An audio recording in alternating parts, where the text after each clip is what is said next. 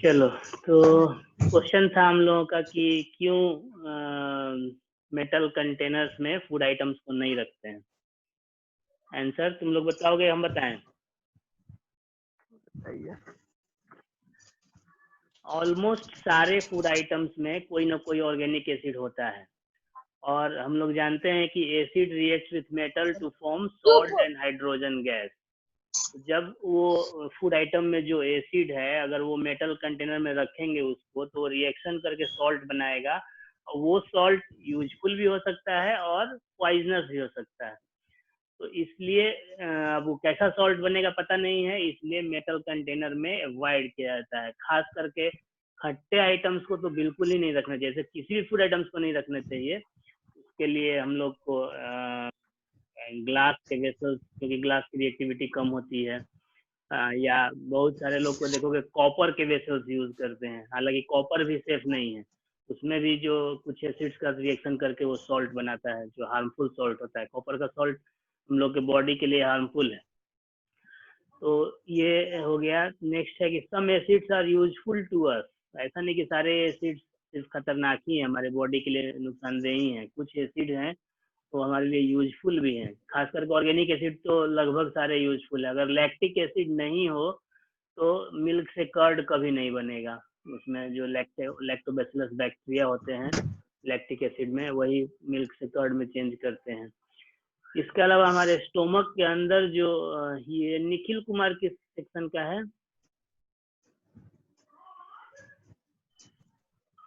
निखिल कुमार पता नहीं। जे का है, एच का है, जी का है, या ए का है? सेक्शन नहीं लिखा है अभी, इंतजार करने दो, छोड़ो। तो जे में तो निखिल है। ए में, जे में, जे में सब सेक्शन कहीं नहीं लिखता है। चलो, तो हाइड्रोक्लोरिक एसिड जो है हम लोग के बॉडी के स्टोमक के अंदर है, तो वो बैक्टीरिया को मारता है, और मतलब जो भी फूड हम लोग खाते हैं उसमें से अगर कोई बैक्टीरिया एक्सीडेंटली आ रहा है तो उसको मारने का काम करता है। एसिटिक एसिड जो है विनेगर, वो जो है जितने भी हमारे फूड आइटम्स हैं उनको प्रिजर्व करने में, खास करके अचार वचार को प्रिजर्व करने में बहुत यूजफुल है। नेक्स्ट है कि जैसे बहुत सारा क्वेश्चन आपको एग्जाम में आता है कि ग्लूकोज, अल्कोहल है, ये सारे जो आइटम्स हैं ये एसिडिक प्रॉपर्टी शो क्यों नहीं करते हैं। अब एल्डिहाइड का, अल्कोहल का, ये सब का फॉर्मूला देखोगे तो उसमें भी एच दिखता है लास्ट। जैसे ये इथाइल अल्कोहल का फॉर्मूला देखो, अभी यहाँ पे दिखा रहे हैं, ये इथाइल अल्कोहल है C2H5OH। या ग्लूकोज है, ग्लूकोज भी एल्डिहाइड ग्रुप का एक मेंबर है। ये सब पढ़ने को मिलेगा कार्बन कंपाउंड में। तो ये जो H दिख रहा है कि इसमें H है, हाइड्रोजन है, तो ये इसमें क्यों नहीं एसिडिक प्रॉपर्टी है? या हम लोग का जो बेंजीन है उसमें एसिडिक प्रॉपर्टी क्यों नहीं है? इसलिए नहीं है क्योंकि एसिडिक प्रॉपर्टी जो है वो मूवेबल H हाइड्रोजन आयन के कारण होता है। तो ये जो सब्सटेंसेस जो दिख रहे हैं, ग्लूकोज हुआ या इथाइल अल्कोहल हुआ या बेंजीन हुआ, ये सारे ऑर्गेनिक कंपाउंड्स हैं। इनका जब डिसोसिएशन होता है तो ये मूवेबल H+ आयन नहीं देते हैं। एक क्वेश्चन और आता है कि जैसे HCl यानी हाइड्रोजन क्लोराइड। अब हाइड्रोजन क्लोराइड गैस के फॉर्म में भी मिलता है और एसिड के फॉर्म में भी मिलता है। तो जब वो लिक्विड फॉर्म में रहेगा तो उसमें अगर ब्लू लिटमस को ले जाएंगे तो रेड हो जाएगा, यानी कि वो एसिडिक प्रॉपर्टी शो करेगा। लेकिन जब वो गैसियस फॉर्म में होता है, अगर उसमें dry litmus paper blue colour का ले जाएंगे तो कोई चेंज नहीं होगा, या रेड को भी ले जाएंगे तो कोई चेंज नहीं होगा। क्यों नहीं हो रहा है? HCl तो है, उसमें H+ भी है और Cl- भी है, तब वहां पे क्यों नहीं चेंज हो रहा है? ब्लू से रेड नहीं हो रहा है, यानी कि एसिडिक प्रॉपर्टी वो शो नहीं कर रहा है गैसेस स्टेट में। क्यों नहीं कर रहा है, कोई बताएगा? ए दीदी तो नहीं चुप रहो सन। कौन भोजपुरी बोल रहा है जी?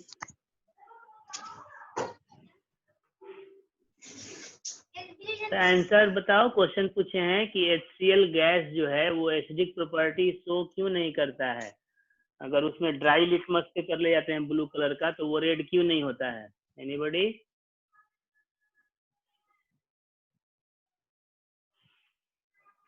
क्या बात है, सबका बैटरी डाउन है? Sir repeat the question.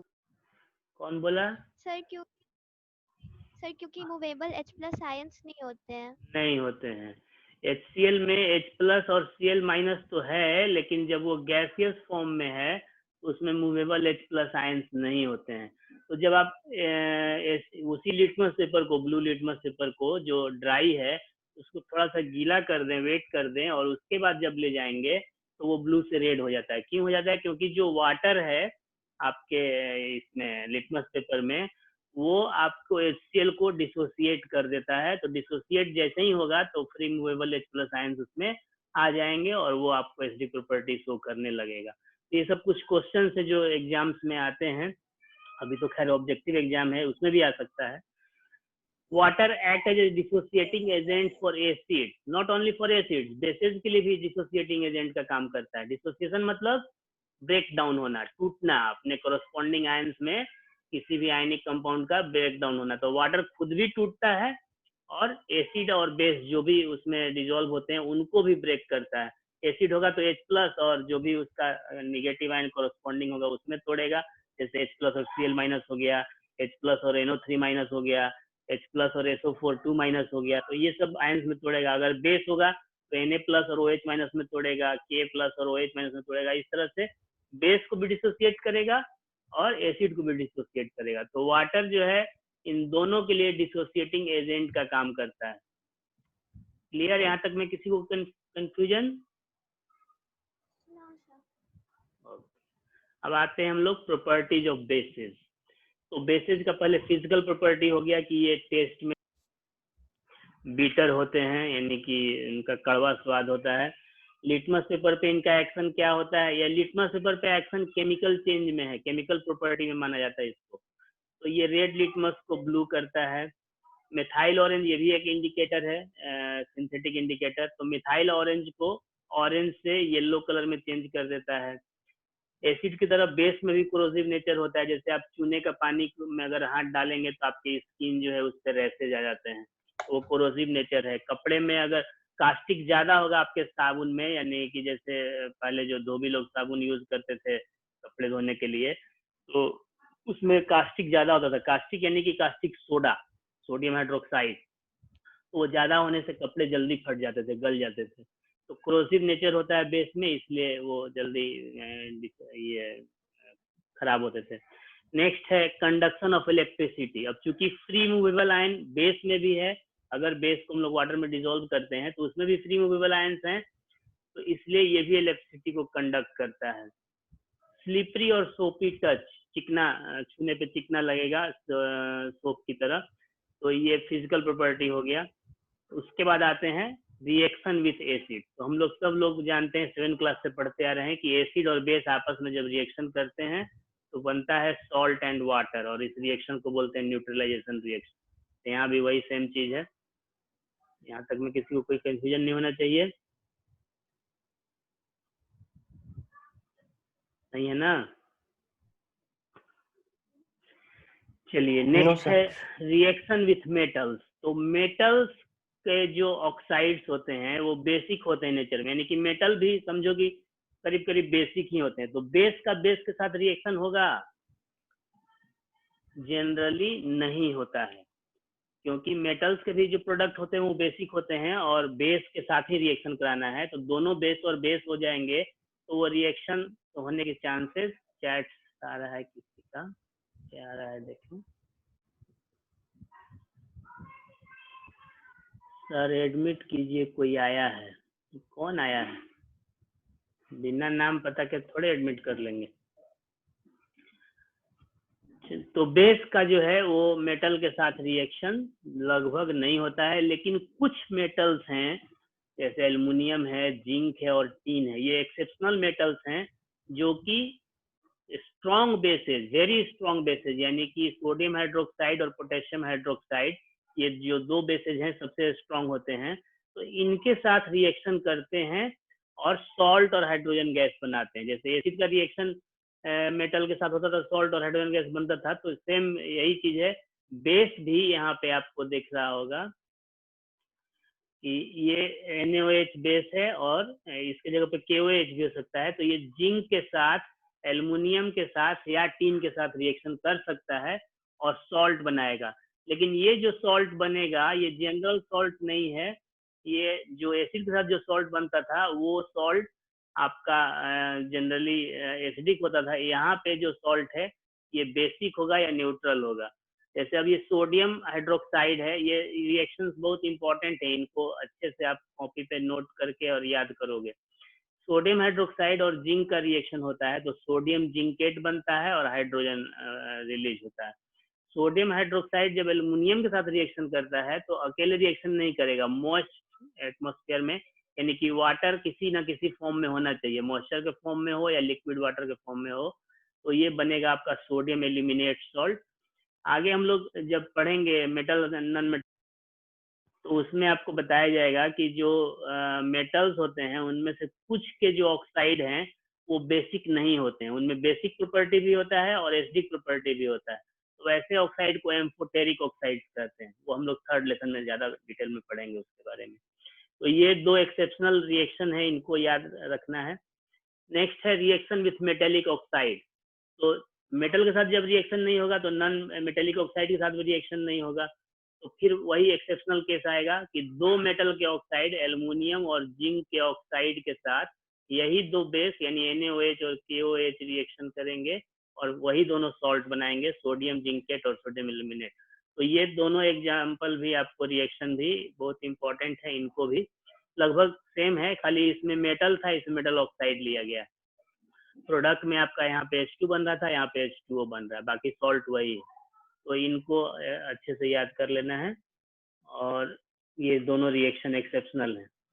Next आते हैं reaction with non metallic oxide. तो चूंकि ये जो बेस हैं वो जनरली उनमें जो पॉजिटिव पार्ट होगा वो मेटेलिक कैरेक्टर का होगा, तो नॉन मेटल के साथ ये आराम से रिएक्शन करेंगे और बनाएंगे सॉल्ट एंड वाटर। ये रिएक्शन एक न्यूट्रलाइजेशन रिएक्शन की तरह ही होगा। जैसे न्यूट्रलाइजेशन रिएक्शन में एसिड और बेस रिएक्शन करके सॉल्ट और वाटर बनाते हैं, तो यहाँ पे आपका बेस तो है ही और नॉन मेटेलिक ऑक्साइड एसिडिक होता है, तो एसिडिक प्रॉपर्टी और बेसिक प्रॉपर्टी मिलके सॉल्ट बन गया और साथ में वाटर निकल गया। तो ये न्यूट्रलाइजेशन रिएक्शन की तरह ही होता है। यहाँ तक में किसी को कोई कंफ्यूजन केमिकल रिएक्शन में? No sir. किसी का आवाज नहीं आ रहा है, बहुत कम आवाज आ रहा है। मेरा माइक खराब नहीं हो गया, ईयरफोन? हाँ जी। नो सर, अगर हम लोग एसिड और एसिड को या बेस है बेस को रिएक्ट करेंगे तो क्या बनेगा? एसिड और एसिड को रिएक्शन होगा, मिक्सचर बन जाएगा। दोनों सेम चीज को मिलाओगे तो रिएक्शन होगा, दो मेटल को मिलाएंगे तो रिएक्शन होगा, ये मिक्सचर बनेगा। रिएक्शन क्या होता है? Chemical reaction breaking of old bonds and formation of new bonds. तो ओल्ड बॉन्ड्स कैसे ब्रेक होगा? उसको ब्रेक करने वाला कोई फैक्टर होगा तब ना। अब दोनों ही समझो कि तोड़ने ही वाला हो गया, जोड़ने वाला कोई है ही नहीं, तो कैसे रिएक्शन होगा? चलो अब आते हैं हम लोग स्ट्रॉन्ग और वीक बेस। तो ये जैसे एसिड में हम लोग पढ़े थे कि जो एसिड वाटर में कंप्लीटली डिसॉल्व हो जाता है, कंप्लीटली डिसोसिएट हो जाता है, वो स्ट्रॉन्ग एसिड। तो उसी तरह से जो बेस वाटर में कंप्लीटली डिसोसिएट हो जाएगा अपने कॉरस्पॉन्डिंग आयंस में, जब वाटर में डिसॉल्व करेंगे उसको तो वो स्ट्रॉन्ग बेस कहलाएगा, और जो पार्शियली डिसोसिएट होगा वो वीक बेस कहलाएगा। तो ये कुछ आपके स्ट्रॉन्ग बेसेज हैं, sodium hydroxide, potassium hydroxide, barium hydroxide, और ये कुछ वीक बेसेज हैं, ammonium hydroxide, copper hydroxide, magnesium hydroxide, ये these are weak bases. Magnesium hydroxide को हम लोग यूज भी करते हैं। कहाँ यूज करते हैं जी, कोई बता सकता है? एंटासिड में।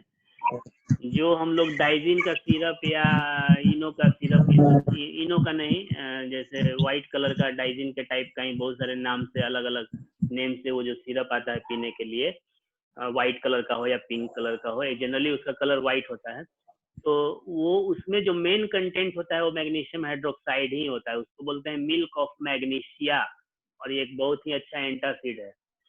नेक्स्ट है, ये टर्म जो है ये थोड़ा सा एडवांस है, ये आपको बुक में या नहीं किसी किसी बुक में मिलेगा। Acidity of bases and basicity of acid, यानी बेस का एसिडिटी कितना एसिडिटी है उसका, और एसिड का बेसिसिटी। अब ये जो टर्म है ये दोनों एक ही जैसा टर्म है, मिलता जुलता है। अगर कोई बेस है तो उसमें कौन सा आयन होगा, H प्लस या OH minus? Hydroxide hydroxide, OH OH minus minus. होगा। तो वो जो बेस है वो कितने H प्लस आयन को न्यूट्रलाइज कर सकता है? जैसे कि मान लो कि अगर सोडियम हाइड्रोक्साइड को हम लोग लेते हैं तो वो कितने H प्लस को न्यूट्रलाइज करेगा? अब सोडियम हाइड्रोक्साइड में OH माइनस है कितना, पहले वो देखना होगा। तो सिर्फ एक है, एक है, तो वो एक ही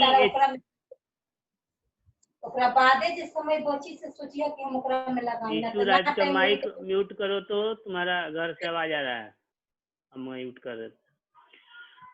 तो सोडियम हाइड्रोक्साइड में एक ही OH माइनस है, तो वो एक ही H प्लस को न्यूट्रलाइज कर सकता है। तो यानी कि सोडियम हाइड्रोक्साइड बेस है, तो इसकी एसिडिटी कितनी हुई, 1। लेकिन अगर हम लोग CaOH लेते हैं, कैल्शियम हाइड्रोक्साइड, तो उसमें कितने OH माइनस आयंस हैं, 2। तो वो कितने H प्लस आयंस को न्यूट्रलाइज करेगा, जितने OH माइनस है उतने ही को करेगा, यानी कि 2 को करेगा। तो CaOH का एसिडिटी कितना हो जाएगा, 2। उसी तरह से एल्युमिनियम हाइड्रोक्साइड है, इसमें 3 OH माइनस है, तो ये 3 H प्लस को न्यूट्रलाइज करेगा, इसलिए इसका एसिडिटी 3 होगा। तो जब भी बेस होगा तो उसका कहलाएगा, न्यूट्रलाइजेशन पावर को कहेंगे एसिडिटी ऑफ दैट बेस। और अगर एसिड हुआ जैसे इसका उल्टा, तो जितने H प्लस आयन है, जैसे HCl है, तो HCl में कितने H प्लस आयन है, सिर्फ एक ही है, तो वो एक ही OH माइनस को न्यूट्रलाइज कर पाएगा। तो इस HCl का बेसिसिटी हो गया 1। H2SO4 की बेसिसिटी कितनी होगी, 2। H3PO4 की कितनी होगी, 3। तो ये इजी टर्म है, सब समझने का है। जितने H प्लस होंगे उतने OH माइनस को न्यूट्रलाइज करेंगे, तो वो कहलाएगा बेसिसिटी ऑफ एसिड, और जितने OH माइनस होंगे उतने वो H प्लस को न्यूट्रलाइज करेगा, तो वो कहलाएगा एसिडिटी ऑफ बेस। अब ये आप के बुक का टॉपिक है, what do all acids and bases have in common. ये एसिड और बेस में अलग अलग, तो सारे एसिड में क्या कॉमन है ये देख लेते हैं, सारे बेस में क्या कॉमन है ये देख लेते हैं, लेकिन एसिड और बेस दोनों मिला के उसमें क्या कॉमन है ये देखना है हम लोग को। तो पहले तो अलग अलग है, all acids release H plus ions when dissolve into water, ये ठीक है। All bases release OH minus ion when dissolve into water, ये सारे बेसेस के लिए भी ठीक है। लेकिन all acids and bases conduct electricity in their aqueous solution, चाहे वो एसिडिक सॉल्यूशन हो चाहे बेसिक सॉल्यूशन हो, अगर उसका एक्वस सॉल्यूशन बनाएंगे तो इलेक्ट्रिसिटी कंडक्ट करेगा, क्योंकि उसमें फ्री मूवेबल आयंस होते हैं। Substance can act as an acid or a base not due to presence of H atom or OH group in them। जैसे इसका कहने का मतलब है कि OH ग्रुप सिर्फ होने से वो बेस हो जाएगा, ऐसा जरूरी नहीं है। जैसे आपको एग्जांपल हम बताए थे, यहाँ पे लिखते हैं, इथाइल अल्कोहल का फॉर्मूला किसी को पता है, इथाइल अल्कोहल C2 हाँ बोलो बोलो, C2H5OH। Very good. तो C2H5OH आपके स्क्रीन पे लिख भी दिए हैं हम। ये C2H5OH में OH है ना, दिख रहा है ना सबको, लास्ट में OH है। तो अब ये जो OH है तो इसको कहेंगे कि बेस है, नहीं, ये OH होने के बावजूद भी न तो ये बेस है और ना ही H होने के चलते ये एसिड है। तो कब एसिड और बेस कहलाएगा, H एटम या OH ग्रुप होने से नहीं, H प्लस आयन या OH माइनस आयन में अगर उसको रिलीज करने की कैपेसिटी होगी तब एसिड या बेस कहलाएगा। अगर H प्लस आयन रिलीज करने की कैपेसिटी होगी तो एसिड कहलाएगा, OH माइनस आयन रिलीज करने की कैपेसिटी होगी तो बेस कहलाएगा जब डिसॉल्व करेंगे वाटर में। तो इसीलिए ग्लूकोज और अल्कोहल एसिड या बेस नहीं है, क्योंकि इनमें H प्लस आयंस या OH माइनस आयंस नहीं है। जब एसिड और बेस आपस में, ये बताए हैं पहले भी कि एसिड और बेस जब आपस में रिएक्शन करते हैं तो एसिड का H प्लस बेस के OH माइनस को न्यूट्रलाइज करता है, इसीलिए ये दोनों मिलकर के वाटर बन जाते हैं और इस रिएक्शन को न्यूट्रलाइजेशन रिएक्शन बोलते हैं। अब न्यूट्रलाइजेशन रिएक्शन में कुछ हमारे यूज हैं, जैसे हम लोग एसिडिटी हो जाती है कभी, बहुत ज्यादा तीखा या मसालेदार या खट्टा ज्यादा चीज खा लेते हैं तो एसिडिटी हो जाती है, तो उसके लिए हम लोगों को एंटासिड यानी जो एसिडिटी से रिलीफ दे वैसा सब्सटेंस, तो वो जो भी सब्सटेंस होगा वो बेसिक होगा नेचर में, उसको यूज करेंगे हम लोग। तो जनरली हम लोग इनो ढूंढते हैं या कुछ लोग जाके कोल्ड ड्रिंक पी लेते हैं। कोल्ड ड्रिंक पीने से एसिडिटी में रिलीफ होगा या नहीं होगा? होता है या नहीं होता है? होगा या नहीं होगा? थ्योरेटिकल नहीं होता है। नहीं होता है। आपको थोड़ी देर के लिए लगेगा कि रिलीफ मिल गया। क्यों थोड़ी देर के लिए लगता है रिलीफ मिल गया? क्योंकि आपको एसिडिटी के कारण पेट में जलन की तरह महसूस होता है, और जब आप ठंडा कोल्ड ड्रिंक पीते हैं तो थोड़ी देर के लिए वो जलन जो है वो कम हो जाती है, तो लगता है कि रिलीफ मिल गया, लेकिन बाद में और एसिडिटी बढ़ जाती है, क्योंकि आपका जो कोल्ड ड्रिंक है उसमें कार्बोनिक एसिड होता है। तो एक तो ऑलरेडी स्टोमक में एसिड का अमाउंट बढ़ा हुआ है, उसमें और एसिड डाल रहे हैं, तो वो रिलीफ नहीं मिलेगा, आपको नुकसान पहुंचाएगा। और तो इसलिए बेसिक सॉल्यूशन को यूज करते हैं। तो सबसे अच्छा है घर पे, कहीं जाने की जरूरत नहीं, कुछ ढूंढने की जरूरत नहीं है। घर पे आपके सबके घर पे बेकिंग पाउडर या बेकिंग सोडा होता है किचन में, उसका 2 चम्मच पानी में, 1 गिलास पानी में मिला करके और उसको पी लेंगे, तुरंत रिलीफ मिलेगा। नहीं तो अगर पैसा खर्च करना है तो इनो है, डाइजिन का सिरप है, बहुत सारे मार्केट में चीज अवेलेबल हैं। कुछ लोग पेंट्रोपाजोल टैबलेट खाते हैं, उससे आपको कोई रिलीफ होने वाला नहीं है, वो सब बेकार का है, आपको एडिक्ट बनाने का वो सब उपाय है। नेक्स्ट है कोरोजिव इफेक्ट ऑफ बी और एंट। जैसे आपको रेड एंट कभी काट लिया या मधुमक्खी काट लिया, तो उसके जो स्टिंग होते हैं उसमें फॉर्मिक एसिड होता है, तो आपके उस पोर्शन पे, स्किन के उस पोर्शन पे एसिड का अमाउंट बढ़ गया है, आपका जो ब्लड का पीएच है वो कम हो जाता है। तो उसको न्यूट्रलाइज करने के लिए चूना रगड़ते हैं या बेकिंग सोडा का सॉल्यूशन रगड़ते हैं। लेकिन कुछ भी काटेगा तो चूना रगड़ने से रिलीफ नहीं मिलेगा। हड्डा या बिरनी काट देगा अगर, तो उस समय चूना रगड़ेंगे, हालांकि बहुत लोग चूना लगाते हैं, वो चूना सिर्फ आपको सूजन से आराम देगा, सूजन कम होगा उससे, लेकिन आपको वो न्यूट्रलाइज जो जलन है वो कम नहीं होगा। तो क्योंकि अगर रेड एंट या मधुमक्खी काटती है तो उसके स्टिंग में फॉर्मिक एसिड है, मिथेनोइक एसिड भी बोलते हैं उसको, लेकिन जो हड्डा या वैक्स काटता है उसके स्टिंग में बेस होता है, एल्केली स्ट्रॉन्ग बेस होता है। तो बेस को न्यूट्रलाइज करने के लिए एसिड यूज करेंगे, न कि बेसिन यूज करेंगे। तो एसिड कौन सा यूज करेंगे? सल्फ्यूरिक एसिड लाके रगड़ लेंगे है जी, हड्डा काटेगा तो सल्फ्यूरिक एसिड रगड़ लेंगे, या बाथरूम वाला जो तेजाब यूज करते हैं हम लोग, नाइट्रिक एसिड होता है, उसको यूज कर लेंगे। सर साइट्रिक एसिड सर, नींबू को। हाँ, जो माइल्ड एसिड है ऑर्गेनिक एसिड उसको यूज करेंगे। नींबू का लेमन सॉल्यूशन हो गया, लेमन जूस, या सबसे आसान है विनेगर, सबके घर पे लगभग मिलता ही है, तो विनेगर को आप वहाँ पे थोड़ा सा अप्लाई करिए, तुरंत रिलीफ मिलेगा। तो ये सारे जो हैं हम लोग को डेली लाइफ में, हम लोग की घर पे जो दादी नानी है उनको साइंस नहीं पढ़ी है न्यूट्रलाइजेशन रिएक्शन, लेकिन उनको पता होता है कि किस कंडीशन में क्या यूज करना है। तो ये अप्लाइड साइंस कहलाता है। साइंस थ्योरेटिकल अलग है और अप्लाइड अलग है। आप जानते सब चीज हैं, लेकिन बिजली का करंट पूरा सर्किट पढ़ लिए, फ्यूज ये होता है और ये अर्थ वायर होता है, ये ग्राउंड वायर होता है, और घर पे फ्यूज उड़ गया तो मिस्त्री को पकड़ के ले आते हैं। तो फिर वो साइंस सिर्फ थ्योरेटिकल साइंस है, अप्लाइड साइंस नहीं। अब आते हैं हम लोग, बहुत इंपॉर्टेंट टॉपिक है, टाइम समाप्त हो गया इसलिए अब आज इसको नहीं स्टार्ट करेंगे।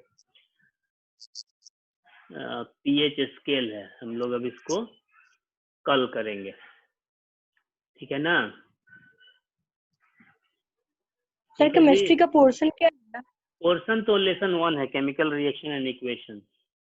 हम तो ग्रुप पे डाले भी थे, नहीं डाले थे तो आज डाल देंगे। Thank you sir. आवाज रुक रुक के हाँ, वो इंटरनेट का कुछ प्रॉब्लम होता है, एक ही मोबाइल से दो लोग चला रहे हैं ये हॉटस्पॉट ऑन करके, तो हम मोबाइल से लैपटॉप भी कनेक्ट किए हुए हैं, उधर बेटा भी अपना क्लास कर रहा है, वो भी अपना हॉटस्पॉट से कनेक्ट करके कर रहा है, तो थोड़ा सा प्रॉब्लम है, सबके साथ प्रॉब्लम है, क्या करोगे, किसी के साथ कम है, किसी के साथ ज्यादा है।